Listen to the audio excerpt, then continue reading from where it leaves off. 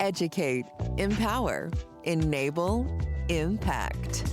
Thank you for tuning in to That Will Never Work podcast, where we share inspiring information and personal experiences related to business and the entrepreneurial journey from those who are leaders in their respective field. Now, here's your host, author and business coach, Maurice. I thank you very much for tuning in today. I have the founder of Buried in Work, which provides resources and services to simplify estate planning, organization, end-of-life tasks, and estate transition. As an Eisenhower Fellow, attorney, and MBA, he brings a wealth of expertise to his role, combining legal knowledge with entrepreneurial vision to drive innovation in the field of estate planning, which is some things that all of us, most of us, quite a few of us don't do. And we may not even understand the importance of it. So I thank you very much for listening to That Will Never Work podcast. I bring none other to you than Adam Zuckerman. Adam, thank you very much for coming on the show. Maurice, thank you so much for having me. Let's help some people make it work, I guess. Yeah, right. So first of all, what is estate planning? All right. It depends who you talk to. So it's the joke of if you ask 9 people what estate planning is, you're going to get 10 different answers. Right. Mm-hmm. But the reality is that most people think that estate planning is after you die, after something happens to you, what happens to all your stuff. And that's a really good starting point to understand what estate planning is. But the reality is that if you want to have a comprehensive estate plan, you have to put in place directions and instructions. So in the event that you are incapacitated and can't make decisions on your own, all the way through transitioning your assets, your loved ones, your family members, your heirs have everything they need to make that process seamless. And it's a lot. It's state specific. It depends on where you are. It depends on how complicated your family dynamics are. But effectively, estate planning, pretty simply, just making sure that everybody that's going to be impacted if something happens to you has the information that they need. So we're gonna go from the entrepreneurial space first, then we'll go to a more personal, right? So I'm an entrepreneur, and I do have a partner, right? I have a partner in crime, and we've done this thing before. And my question is it really important for me to understand the importance of estate planning, even when it comes to my entrepreneurial journey? And this individual that where we're supposed to be 50-50. Should I be concerned about that and as an entrepreneur? Yeah, if anything, I'd say it's more important for you than somebody that doesn't have a business. And the reason why is that if you get hit by that proverbial bus, what happens to your company? What happens to your partner? So do they have the option to buy your half? Do they want to be in business with your heirs? Maybe you got a daughter, maybe you got a son, and they inherit everything. That means that they're now suddenly 50-50 partners with your daughter. Right. They might not want that. Right. And that's what a lot of people don't realize. There's those questions of like the known knowns. Yeah, if I die, someone's got to figure out what happens to my car. But there's a lot of those known unknowns and then those unknown unknowns. And that third bucket is something that individuals who have businesses that are entrepreneurs is unbelievably important, because very few people when they're starting businesses are thinking what's going to happen to the business, and not just the business itself, but the customers, the employees, the family members, the bank accounts, filing the taxes in the event that they're not around to actually do it. So, as an entrepreneur, you listen to some gurus who explains that we should start looking at, as soon as we get in, we should start looking at our exit strategy coming out, whether it is, like you said, a formal transition, whether it is a retirement, selling the organization, whatever it might be, just making sure that it's that important. Should my estate planning should be just as important if it's not initially intertwined with that exit strategy? Yeah. I don't think that you need to start your company and say from day one, I'm going to spend as much time on a succession plan as I am on actually building the business, right? There's levels of complexity that you can evolve. So just like you have a personal, a will or maybe even a trust if you have that, or an estate plan, it needs to evolve with you over time. Because when you're 18 and you just get your first car, for example, that's very different than if you're 55, 65, about to retire, you've done really well for yourself, you've got assets and stocks and bonds and investments and other things, right? So as your company grows and as your company gets more successful, that's when you should be putting in a more successful and a more comprehensive estate plan that addresses all of those things. Once you bring on more partners, it gets more complicated there. Once you change the type of company that you have, most people start with an LLC. When it goes to a C Corp, then you put other documents in place. And the trick is to realize that you just need to start with a foundation. So who are the key people that need to get informed if something were to happen to me? Is it an attorney? Is it a business partner? Do I have people that are employees that need to be notified? What happens to the customers? And then as your company grows, that's when you start working with attorneys and other people to actually put documents in place from a legal standpoint to make sure that you're protected as well as everybody else that you care about. So I think I'm listening to you. This is one area that as an entrepreneur is not explained to you to even consider.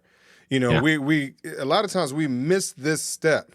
And so why is it so important, even though you've touched on some things, maybe you could dig into one idea a little deeper as to why it is so important that we keep this step in mind. Like you said, it may not be day 1, maybe it's day 5, but but just making sure we don't miss this important step in our journey.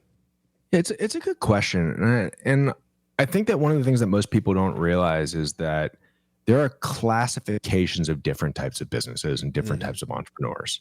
So some people go, I want to start a company and this is going to be like an Etsy type shop, or I'm going to do drop shipping, right? This is going to be really easy. I'm going to have my t-shirts, I'm going to rock them out and people are going to buy them. That's great. If something happens to you and you get hit by a bus, that's not really that big of a deal. People aren't necessarily going to get their t-shirts anymore. Like, oh no, but it's not that big a deal. But as companies scale and you start getting investors and you start growing, you take on more responsibility. And it's that flip side of people go, oh, I want to have my own company so I don't have a boss. The reality is your customers become your boss, your employees become your boss, your service providers become your boss because they're relying on you. Right. And the obligation is to make sure that if something were to happen to you, that those people that are relying on you aren't left in a bad spot. And that's why it's really important.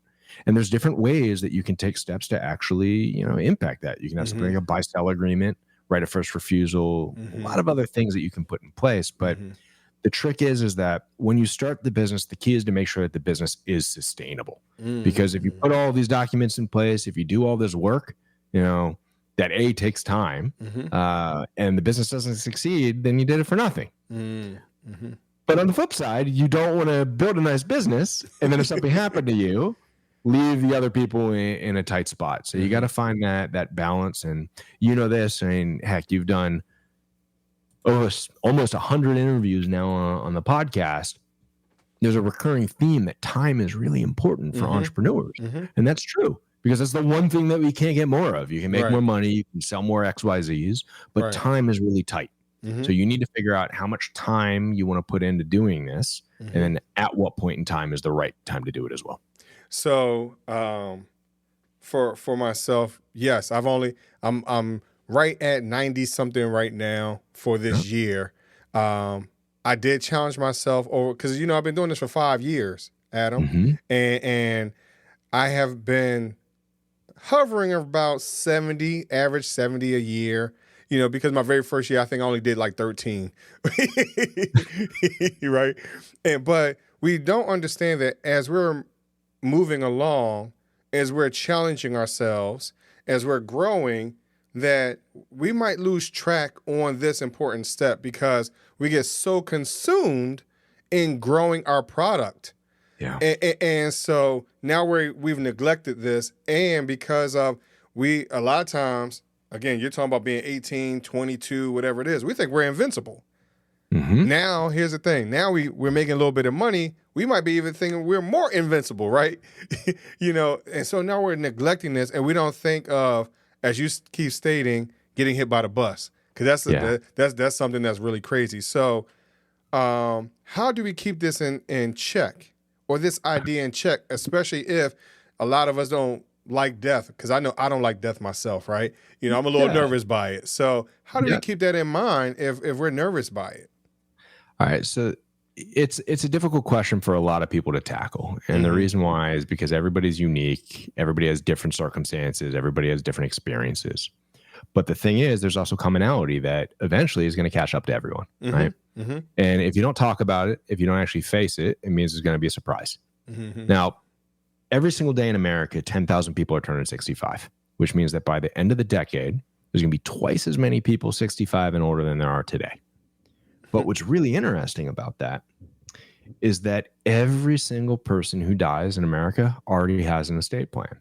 Mm-hmm. And that's nuts. If you have a will or not, you have an estate plan. And what I mean by that is if you die and you don't have a will, the state has rules and regulations that get followed of who gets your stuff in what order and what happens. So if you don't want to deal with it, don't worry. It's going to be taken care of. The state that you live in is just going to dictate what that process is. So it's really important to focus on that. Like if you want to actually control your destiny, and most entrepreneurs that I know are pretty type A, you know? Right. That's something to start thinking about. So you're saying that if I don't do something, someone else is going to decide it for me. That's exactly right. That's what happens to your business.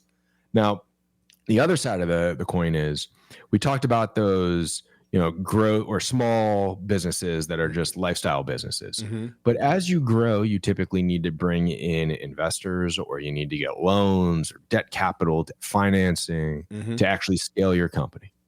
Maybe you're even lucky and you get to that point where the company grows enough that you get acquired, or maybe even you can bring it to IPO, right? Mm-hmm. As you grow, you're going to have conversations with other professionals to partner with you. And one of the things that will show that you are really compassionate and considerate and understanding and prepared in your business is that in the event you get hit by a bus, to use the analogy again, or the metaphor again, the company is still going to continue. Mm-hmm. That gives people a peace of mind that they can actually work with you. Because if you don't do that, they go, wait a minute, you wanted me to invest in you as a person, and if something happened to you, I lose all my investment? Mm-hmm. No, that's not what I'm saying. I have a entire succession plan for the business that if something were to happen to me, I'll be okay. And I think that's really a sign of a good leader, a good business person, is that you aren't the only person in the company that can do something. You are secure enough in your position in the company that if you want to go on vacation for 3 weeks or a month, the company's okay. If you get sick, company's okay. If something happens, company's okay. And that's how you need to change your perception to actually unlock that ability to start doing stuff. So now, because I am this leader, right, and I'm running this organization, but now I want to flip it because I am the husband, I am a father, I'm also a son, and I hear all this talk from my entrepreneurial space, but now I need to go and talk to the family because in the same event, my mother is X years old, she has a home, but we haven't really put the plan together. I have a home and I haven't totally put the plan together, right? And now I'm looking at my children who they're looking to, they would like to buy a home, but now if all the people that's above them pass away, that's a lot of responsibility, right? Yep. So how can we put a plan together where everyone benefits, but it does not hurt the one level versus another? Yeah. And it's not just the ability to do it, it's the time as well. And if your family members are entrepreneurs, if your family members are business people, if I went to them and said, hey, on average, it takes 570 hours to administer an estate in the country. Do you have that time? Their answer is going to go, 570 hours? No, I don't have that time. I don't know about you. I don't have 570 hours laying around. Right. But you have to make it.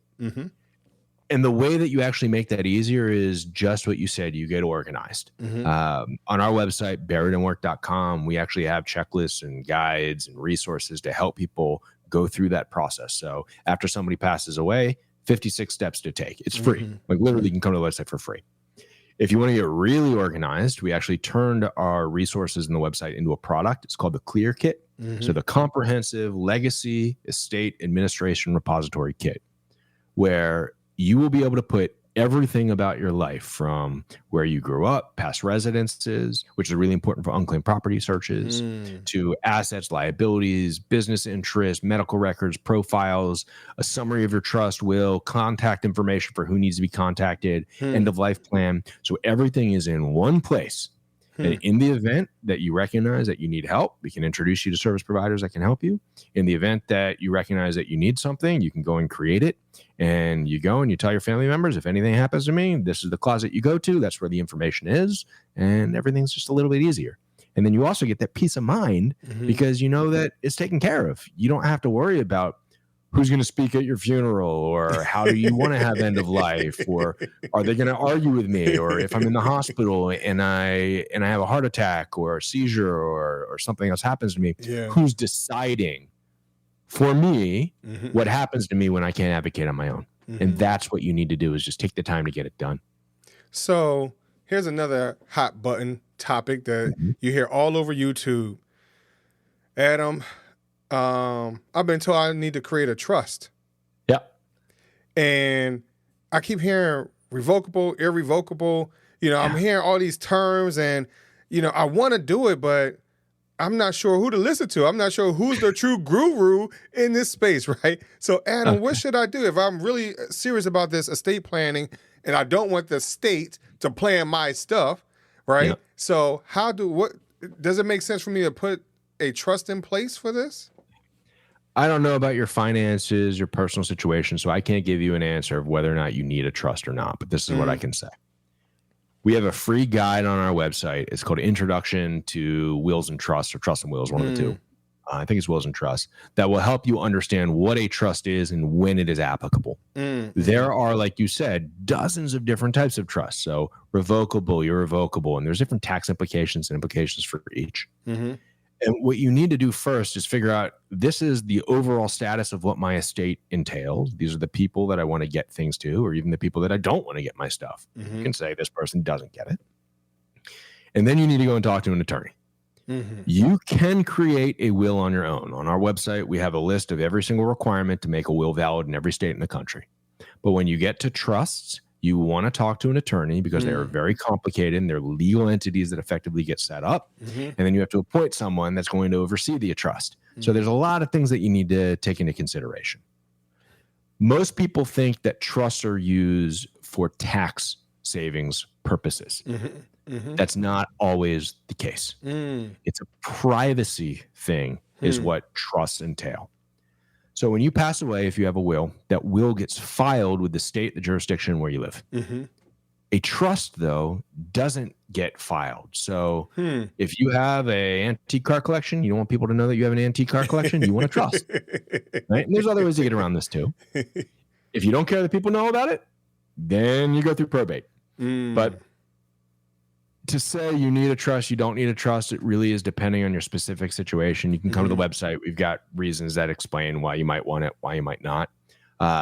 Effectively, what it does is it's more private. It can speed up the process of the transfer of your assets, but it's not something that everybody actually needs. I'd start with a will. I'd start with guardianship designations. I'd start organizing your information. I'd make sure you have the advance directives in place. Those make it so in the event you get hit by that bus, but you're still alive, your family members know what they're allowed to do and what they should do. And then you come up with that plan of, in the event things don't work out for you, this is what I want to have happen. This is where I might want to be buried or cremated and speak and all that stuff. But long answer to a short question. And that's fine. So the other thing that I've experienced, my parent, they were cognitive up until the day they passed. Yeah. But now I'm hearing all these things about POAs and things like that, just in case I'm in a space I can't make these type of decisions. Should I really consider a POA? I mean, my parents were cognitive when they died, so I don't think I'm going to be a vegetable mindset, right? So but should I really do that or not? Absolutely. Okay. Absolutely. So you can have something that's called a springing power of attorney, that an individual only gets those power of attorney in the event something happens. So if I want to give you power of attorney financial for me, unless I am in the hospital and unable to make decisions for myself for 3 weeks, you don't have power of attorney, right? Unless this happens, then you get it. And you can have power of attorney for medical, power of attorney for financial, different aspects as well. And you can also revoke them at any given time. So it's not permanent. Wow. And sorry about that. I didn't realize that phone was on. And what's really important there is that it's sort of like insurance, right? You don't get insurance because, your house is definitely going to burn down. Right. You get insurance because it might burn down someday. A power of attorney makes sure that in the event something were to happen to you, that your wishes are honored, your desires are honored. And they're not expensive to set up. You just want to make sure that they're actually set up properly. Nice, nice. Adam, man, I appreciate you coming on today. I think you've answered a lot of questions that a lot of us that are out here, we hear a lot of gurus. You hear a whole lot of information. You see a lot of YouTube and Instagram shorts talking about this stuff, and you're not exactly sure which way to go. It's just and it feels like you're inundated with just information. So now I'm confused. I don't know if I should do this and do that. And unfortunately, because I have all this information, I'm stuck. I'm paralyzed, and I don't know where to go. So I appreciate you clearing some of that up for us today. Yeah, happy to help. And like for people that are really just want to start somewhere, because it's the first step, right? Mm-hmm. On our website, we have something called the free estate summary worksheet.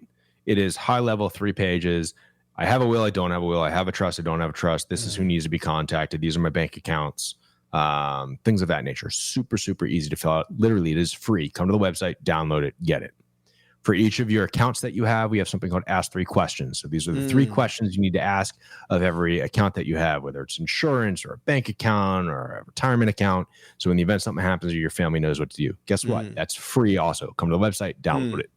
And then if you really want to get organized, if you really want to find a place to start, that's the Clear Kit. We'd love for you to buy one. But our goal is, let's give people the basics. Let's help you get started. You can grow with us. You can grow with somebody else, but you just need to start, because that 570 hours is a lot of time. When you're gone or something happens to you, your family members, they can't ask you any more questions, and it's really easy for you to answer them now. And like your parents, as they get older, things happen, things change. Right. The last thing that you want to do is when someone gets sick is ask them, do you have a will? Where can I find this information? How do I log into your phone? What do you want to have happen to your Facebook pictures? Do you want me to delete all your Facebook pictures or your Snapchat or your Insta? Right? Instead, you want to actually talk to them and get to know them a little bit better and spend that time doing it, like what you can do before they pass. So start now, long before you have to, and it'll make everybody's life just a lot easier. Wow, Adam, I appreciate you coming on. I thank you for all the information. There's some things, I asked you some personal questions because I have family members that's dealing with this stuff right now. So I was using real life examples on my end. I wasn't just coming up with the story. We all do. And that's the thing, like literally, it's sort of like cancer, right? Right. When you first get diagnosed with cancer, or someone gets diagnosed with cancer, you start talking about it, all of your friends suddenly have a story. Right? Oh, my auntie got cancer. This person got cancer. This person had 3 times. Everybody goes through this at some point in their life. And with the boomers getting older, it's just going to be more frequent. And the only thing that we can do, or the thing that we should do to make it easier, is start talking about it. It's okay to talk to people and say, hey, I went through this process myself. I think that you should benefit from it. I'm going to buy one of these kits. Let's buy it together and go through it together. Right? We got to start somewhere, and this is not something that you should be going at on your own, because quite frankly, you're just going to miss stuff. And I'll give you a fun example. I was talking to a gentleman from Virginia, and he said, I had 2 kids. I was married. I got a divorce. I updated my will. So if something happens to me, each of my kids get 50-50. What else do I need to do? And he didn't realize that he also had to update something called your payable on death beneficiaries on his accounts.